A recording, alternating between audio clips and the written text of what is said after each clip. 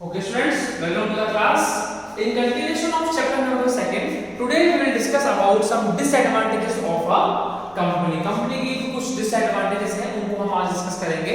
The first disadvantage of a company is it's a very lengthy and expensive legal procedure.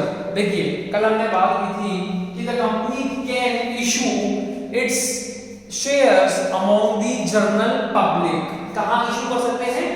General public में issue कर सकते हैं अपने shares को. कौन इशू कर सकते हैं? कंपनी.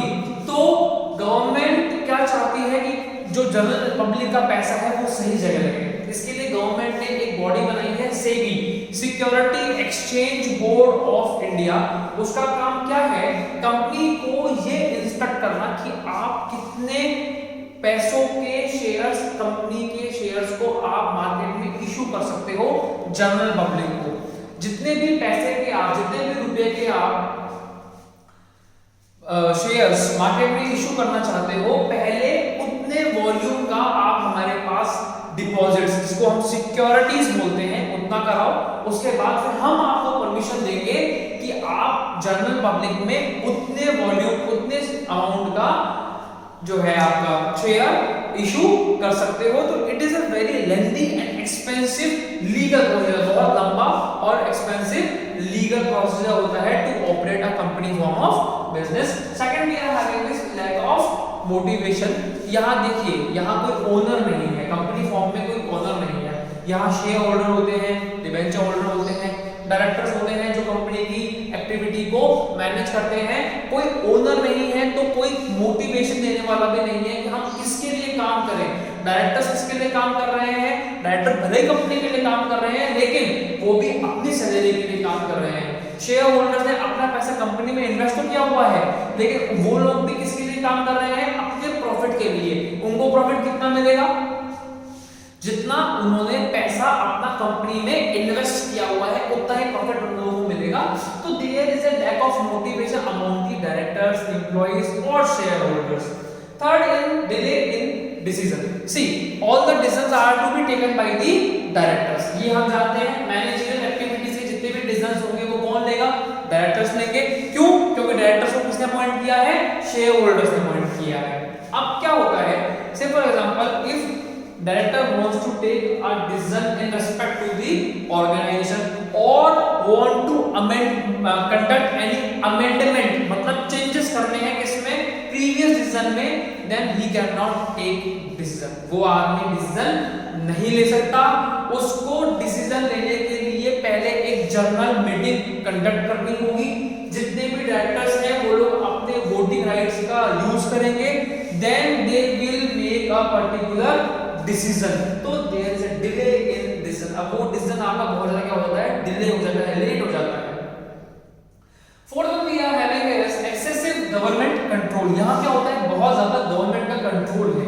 गवर्नमेंट क्या करती है? रूल्स एंड रेगुलेशंस बनाती है, नॉर्म्स एंड स्टैंडर्ड्स बनाती है, जिसके अकॉर्डिंग आपको कंपनी को रन करना है. क्यों? क्योंकि आपकी जो कंपनी है वो जनरल पब्लिक के इंटरेस्ट के लिए काम कर रही है. वो लोग जिन्होंने अपना सरप्लस पैसा आपकी कंपनी में इन्वेस्ट किया हुआ है, वो कौन लोग हैं? वो जनरल पब्लिक है. अगर आप उस पैसे को अपने अकॉर्डिंग, अपनी मनमानी से यूज करोगे तो गवर्नमेंट आपको ऐसा करना नहीं अलाउ करेगी. क्यों? क्योंकि वो पैसा किसका है? वो जनरल पब्लिक का पैसा है. वो पैसा आपको उन लोगों को पे बैक करना है, लौटाना है. तो गवर्नमेंट का बहुत ज्यादा एक्सेसिव कंट्रोल होता है किसी भी कंपनी में या किसी भी कंपनी टाइप बिजनेस में. कॉन्फ्लिक्ट्स इन इंटरेस्ट. देखिए, यहाँ हमने बात की कि बहुत सारे लोग हैं, शेयर होल्डर्स हैं, डिबेंचर होल्डर्स हैं, एम्प्लॉइज हैं, डायरेक्टर्स हैं. हर आदमी का अपना अपना इंटरेस्ट होता है. हर आदमी अपने अकॉर्डिंग काम करना चाहता है. तो देयर इज ए कॉन्फ्लिक्ट, मतलब झगड़ा. कॉन्फ्लिक्ट मतलब क्या बताया मैंने? झगड़ा. उन लोगों में ऐसा झगड़ा होता है कि मैं अपने इंटरेस्ट के लिए काम करूं. डायरेक्टर्स और एम्प्लॉय किसके लिए काम कर रहे हैं? They are working for their salary only. Share holder, debenture holder किसके लिए काम कर रहे हैं? They are working for their profit only. तो इन लोगों को क्या है? आपस में कॉन्फ्लिक्ट, झगड़ा बना रहता है कि हमें प्रॉफिट ज्यादा चाहिए, हमें प्रॉफिट मार्जिन बढ़ाओ. वो लोग कहते हैं नहीं, हमारी सैलरी बढ़ाओ. तो there is a conflict in interest of the members. Then oligarchic management.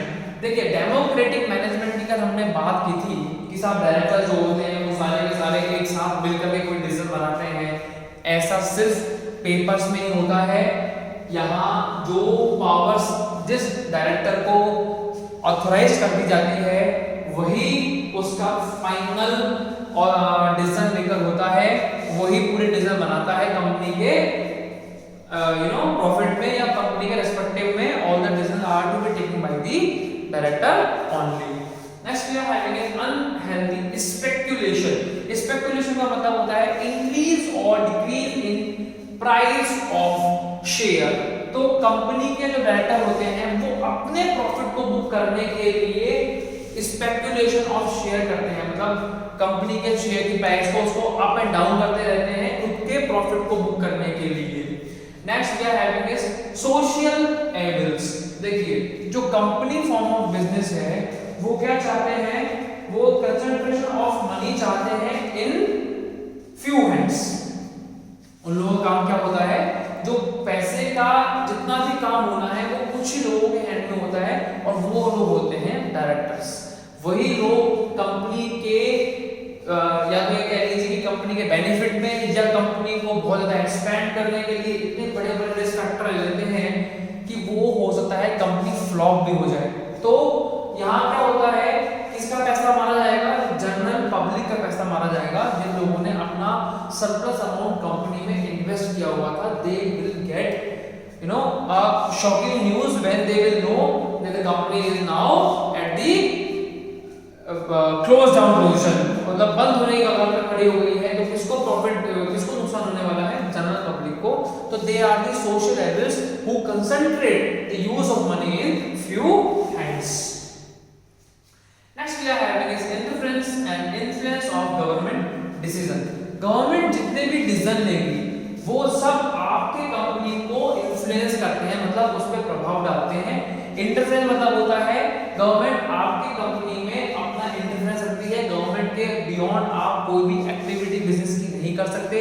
आपको गवर्नमेंट से पूछ करके ही कोई भी काम करना होता है। गवर्नमेंट जो डिसीजन बना रही है उसको आपको अपनी कंपनी में फ्रेम करना है।